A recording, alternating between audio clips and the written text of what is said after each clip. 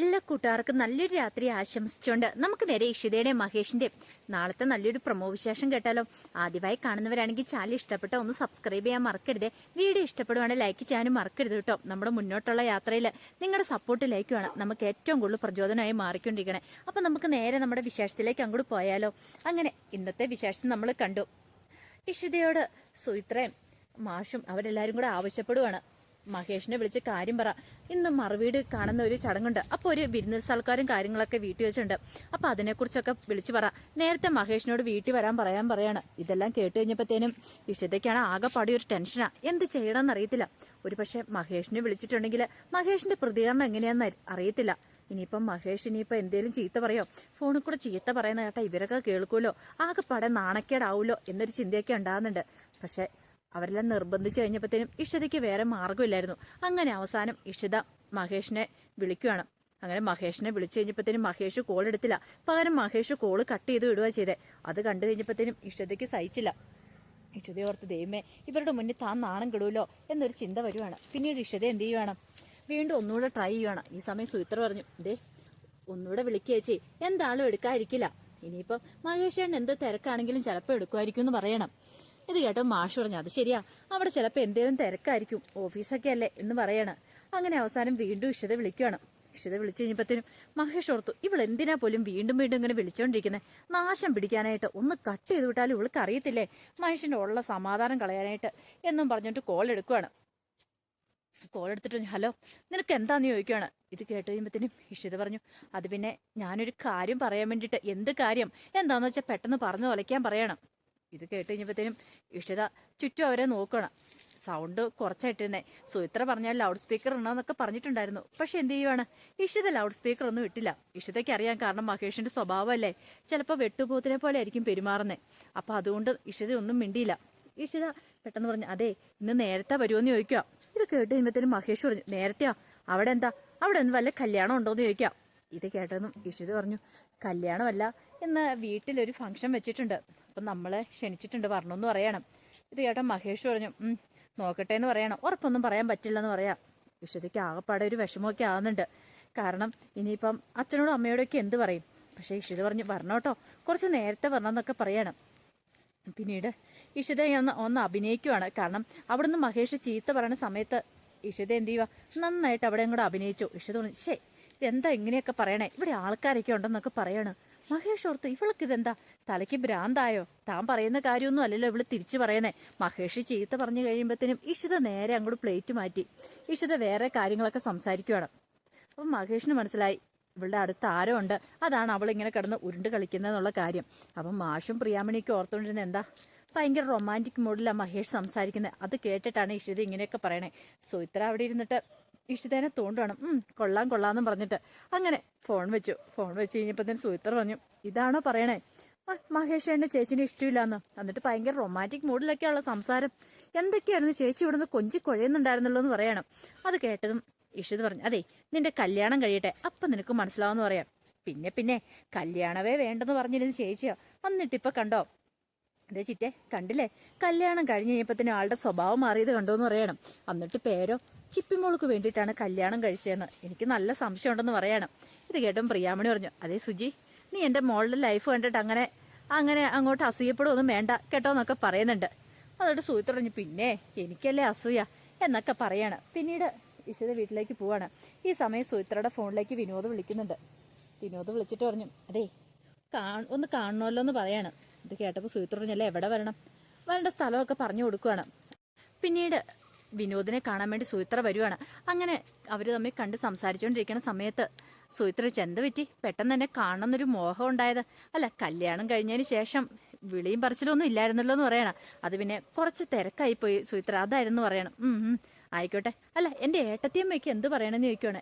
ഏട്ടത്തിയമ്മയോ, ഏത്, അല്ല ഡോക്ടർ ഇഷിത, ഓ ഇത്ര പെട്ടെന്ന് ഏട്ടത്തിയമ്മയാ, അതിന് കല്യാണം കഴിഞ്ഞിട്ടൊന്നും ഇല്ലല്ലോ, പിന്നെ എങ്ങനെയാ നമ്മൾ തമ്മിലുള്ള കല്യാണം കഴിയാതെ എങ്ങനെയാ ഏട്ടത്തിയമ്മയാവണമെന്ന് ചോദിക്കുക.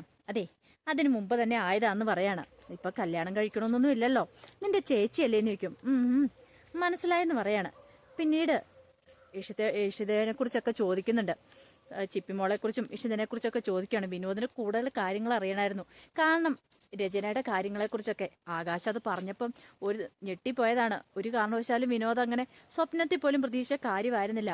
ആകാശിന്റെ ഇപ്പോഴത്തെ ഭാര്യയാണ്, അല്ലെങ്കിൽ ആകാശ് കൂടെ കൊണ്ടു നടക്കുന്നവളാണ് തൻ്റെ ഏട്ടൻ്റെ ആദ്യ ഭാര്യ എന്നുള്ള സത്യം. പിന്നീട് സുമിത്രയോട് ചോദിക്കുന്നുണ്ട്, ഈ മഹേഷിന്റെ ആദ്യത്തെ ഭാര്യനെ കുറിച്ചെല്ലാം ചോദിക്കുകയാണ്. ഇതെല്ലാം കേട്ട് കഴിഞ്ഞപ്പോഴത്തേനും സുമിത്ര തനിക്ക് അറിയാവുന്ന കാര്യങ്ങളൊക്കെ പറയുന്നുണ്ട്. അവര് തമ്മിൽ പിരിയാണ്ട കുറെ കാരണങ്ങളും ഇഷിത പറഞ്ഞ കുറച്ച് കാര്യങ്ങളെക്കുറിച്ചെല്ലാം സുമിത്രക്കറിയാം. അതെല്ലാം വിനോദിനോട് പറയുവാണ്. അല്ല, ഇതെല്ലാം എന്തിനാ വിനോദ് തിരക്കണേന്ന് ചോദിക്കുകയാണ്. ഇത് കേട്ട് കഴിഞ്ഞപ്പോഴത്തേനും വിനോദ് പറഞ്ഞല്ല, അറിയാനൊരു ക്യൂരിയോസിറ്റി, അതുകൊണ്ട് മാത്രമാണ്. ഒന്നുമല്ലേലും ഇനിയിപ്പം നമ്മൾ ഒന്നാകാൻ പോകുന്നവരല്ലേ, കാര്യങ്ങളൊക്കെ അറിഞ്ഞിരിക്കണമല്ലോ എന്ന് പറയാണ്. ഇതെടുപ്പോൾ സുമിത്ര പറഞ്ഞു, ഒന്നായില്ലല്ലോ, ഒന്നായതിന് ശേഷമല്ലേ. ഓ പിന്നെ അതിനിപ്പോൾ അങ്ങനെയൊക്കെ ഉണ്ടോ എന്നൊക്കെ വിനോദ് പറയുന്നുണ്ട്. പിന്നീട് വിനോദ് കുറച്ചു പേരും സംസാരിച്ചിരുന്നിട്ടാണ് പോകുന്നത്. സുമിത്രയ്ക്ക് പ്രത്യേകിച്ച് സംശയവും കാര്യങ്ങളൊന്നും ഉണ്ടായില്ല. കാരണം വിനോദ് നോർമലായിട്ട് ചോദിക്കുന്ന പോലെ തോന്നിയത്. പക്ഷേ വിനോദിന് കാര്യങ്ങളൊക്കെ അറിയണമായിരുന്നു. രചനയുടെ മഹേഷിന്റെ കാര്യങ്ങളെക്കുറിച്ചൊക്കെ അറിയണമായിരുന്നു. പക്ഷെ അത് മറ്റാരോടും ചോദിക്കാനായിട്ട് പറ്റില്ലല്ലോ. ആകാശ് പറഞ്ഞ അപ്പോഴത്തെ ആ ഒരു ഷോക്കിൽ നിന്ന് വിനോദ് ശരിക്കും മുക്തനായിട്ടുണ്ടായിരുന്നില്ല. കാരണം ആകാശിന്റെ കോളറിന് കയറി പിടിക്കുകയും ചെയ്തല്ലോ. പക്ഷെ അതിനുശേഷം ഉണ്ടായ ആ ഒരു ബുദ്ധിമുട്ട് അത് വിനോദിനെ അല്ലാതെ ഒന്നും മനസ്സിനെ അലട്ടുന്നുണ്ടായിരുന്നു. കാരണം എന്ത് ചെയ്യണം എന്നറിയത്തില്ലാത്തൊരവസ്ഥ. ഒരു പക്ഷേങ്കിൽ ഇത്രയും കാലം താൻ ആകാശിനോടൊപ്പം ചേർന്ന് നിന്ന് തന്റെ ഏട്ടനെയാണോ ചതിച്ചുകൊണ്ടിരുന്നതെന്നൊരു ചിന്ത വിനോദിന്റെ മനസ്സിനെ വേട്ടയാടിക്കൊണ്ടിരുന്നു. ഒരിക്കലും ചെയ്യാൻ പാടില്ലാത്ത കാര്യങ്ങളൊക്കെയാണ് താൻ ചെയ്തത് എന്നൊരു ചിന്ത ഉണ്ടാകുന്നുണ്ടായിരുന്നു. ഈ ആകാശിന്റെ മനസ്സിൽ നല്ല ടെൻഷൻ ഉണ്ടായിരുന്നു. ആകാശ് ഇങ്ങനെ ചിന്തിച്ചു, എന്തായിരിക്കും ഒരു പക്ഷേ വിനോദ് തന്റെ കോളറിന് കയറി പിടിക്കാനുള്ള കാരണം. താൻ രചനയെക്കുറിച്ച് പറഞ്ഞു കഴിഞ്ഞപ്പോഴത്തേനും അവൻ ഇത്രമാത്രം ബുദ്ധിമുട്ടാണ് കാരണം എന്താ? മഹേഷിന്റെ ആദ്യ ഭാര്യയാണ് രചന എന്നുള്ള കാര്യം പറഞ്ഞു കഴിഞ്ഞപ്പോൾ തന്നെ അവന് വല്ലാത്തൊരു മുഖത്ത് അവൻ്റെ ഒരു വെപ്രാളം ഉണ്ടായിരുന്നു. തന്റെ കോളർന്ന് കയറി പിടിക്കുകയും ചെയ്തു. ഇതിന്റെ പിന്നിൽ എന്തെങ്കിലും കാര്യം ഉണ്ടായിരിക്കുമോ? ഒന്നും ഒരു എത്തും പിടിയും കിട്ടിയില്ല ആകാശിന്. എന്തൊക്കെയോ എവിടേക്കോ ഒരു ഫോൾട്ട് പറ്റിയിട്ടുണ്ടെന്നുള്ള കാര്യം ആകാശിന് മനസ്സിലായി. അത് എവിടെയാണെന്ന് മാത്രം അറിയത്തില്ല. ഒരു പക്ഷേങ്കിൽ ഇനിയിപ്പം താൻ ഉദ്ദേശിക്കുന്ന പോലെ അല്ലേ കാര്യങ്ങളൊക്കെ. വിനോദിന് താൻ അറിയാത്തൊരു മുഖമുണ്ടോ എന്നൊരു ചിന്ത ആകാശിന്റെ മനസ്സിലേക്ക് വരുവാണ്. അങ്ങനെ എന്തേലും ഉണ്ടെങ്കിൽ അത് കണ്ടെത്തിയിട്ട് തന്നെ കാര്യം. ഒരു കാരണവശാലും ഇനി മുന്നോട്ട് പോയിട്ട് കാര്യമില്ല. ഒരു പക്ഷെ കൂടെ നിന്നിട്ട് ഇനിയിപ്പം ചതിക്കുന്ന ആള് വിനോദാണെന്നും പറയാൻ പറ്റില്ല. അന്ന് ഡോക്ടർ ഇഷിതേനെ അവിടുന്ന് കടത്തിക്കൊണ്ട് പോയത്. അപ്പൊ അതിന്റെ പിന്നിൽ ഇനി വിനോദിന്റെ കൈകളുണ്ടോ? അതൊക്കെ ഒരു ചിന്തയായിട്ട് ആകാശിന്റെ മനസ്സിലേക്ക് വരുവാണ്. അങ്ങനെയുണ്ടെങ്കിൽ എത്രയും പെട്ടെന്ന് തന്നെ അത് കണ്ടെത്തണം എന്നൊക്കെ ആകാശ് വിചാരിച്ചുകൊണ്ടാണ് ആകാശ് പോകുന്നത്. പിന്നീട് ആഷിതനെ വിളിച്ചിട്ട് പ്രിയാമണി പറയുന്നുണ്ട് വൈകുന്നേരം വീട്ടിൽ നടക്കുന്ന ആ ചടങ്ങിനെ കുറിച്ചൊക്കെ. അപ്പൊ അവർക്കൊരു വിരുന്ന് സൽക്കാരം കൊടുക്കുന്നുണ്ട് ഇഷിതയ്ക്കൊക്കെ. അപ്പൊ നേരത്തെ തന്നെ വരണം എന്നൊക്കെ പറയാണ്. സൂരജ്മോനെ മനസ്സിനമ്മേനെ എല്ലാരും കൂടെ കൂട്ടിക്കൊണ്ട് വരണം എന്നൊക്കെ പറയാ. ഇത് കേട്ട് കഴിഞ്ഞപ്പോഴത്തേനും ആഷിത പറഞ്ഞു, അതെ ഈശ്വരേട്ടൻ വരുമെന്ന് തോന്നില്ല, ഈശ്വരേട്ടൻ ജോലി തിരക്കും കാര്യങ്ങളൊക്കെ ഉണ്ടെന്ന് പറയണം. ഞാൻ ചോദിച്ചോട്ടെ മനസ്സിനമ്മയോട് പറഞ്ഞു നോക്കാന്ന് പറയണം. അങ്ങനെ ഫോൺ വെച്ച് കഴിഞ്ഞിട്ട് നേരെ മനസ്സിനമ്മയുടെ അടുത്ത് എന്നിട്ട് അഷ്ട കാര്യങ്ങളൊക്കെ പറയാണ്. എല്ലാം കേട്ട് കഴിഞ്ഞപ്പോൾ മനസ്സിനമ്മ പറഞ്ഞു, ഒരു കാര്യം ചെയ്യുക, നിങ്ങൾ നേരത്തെ പോയിക്കോ, ഞാൻ ചിലപ്പം വൈകുന്നേരം ആകുമ്പത്തേനെ എത്തിക്കോളാന്നൊക്കെ പറയണം. മനസ്സിനമ്മയുടെ മനസ്സിൽ വേറെ ചില പ്ലാനുകളും കാര്യങ്ങളൊക്കെ ഉണ്ടായിരുന്നു. അതുകൊണ്ടാണ് അങ്ങനെ പറഞ്ഞു തന്നെ. പിന്നീട് വൈകുന്നേരം ആയി കഴിഞ്ഞപ്പോഴത്തേനും രാമനാഥനും സ്വപ്നവലിയും അവരെല്ലാവരും കൂടെ അങ്ങനെ മാഷിന്റെ വീട്ടിലേക്ക് വരുവാണ്. സ്വപ്നവല്ലിയെ രാമനാഥനെ അങ്ങനെ എല്ലാവരെയും അകത്തേക്ക് ക്ഷണിച്ചുകൊണ്ട് ഇരുത്തുന്നുണ്ട്. ഈ സമയത്ത് സ്വപ്നവല്ലിക്കാണെങ്കിൽ നല്ല ദേഷ്യം ഉണ്ടായിരുന്നു. ഉണക്ക സാമ്പാർ തിന്നാൻ വേണ്ടിയിട്ട് അവള് വിളിച്ചു വരുത്തേക്ക നല്ല ചിക്കനും മട്ടനും കൂട്ടി ഒരു സദ്യ തരാനുള്ളതിന് ആ ഒരു ചിന്തയായിരുന്നു. പ്രിയാമണിക്കറിയാം സ്വപ്നവല്ലി എന്തേലും കുറ്റം കണ്ടെത്തും. കാരണം വെറുതെ ഇരിക്കത്തില്ല സ്വപ്നവല്ലി. ഇവിടെ വന്നിട്ട് എന്തേലും കുറ്റം കണ്ടെത്തിയിട്ട് തന്റെ മോളെ ഇട്ട് കുത്തി നോക്കിക്കാനുള്ള പുറപ്പാടാന്ന് പ്രിയാമണിക്കും അറിയായിരുന്നു. പക്ഷേങ്കിൽ സൂരജ്മോനും ചിപ്പിമോളും ഭയങ്കര ഹാപ്പി ആയിരുന്നു. കാരണം കുറച്ച് ദിവസങ്ങൾക്ക് ശേഷമാണ് സൂരജ്മോനും ചിപ്പിമോളും കാണുന്നത്. അവരെല്ലോടെ ഓടിക്കളിച്ച് നടക്കുവാണ്.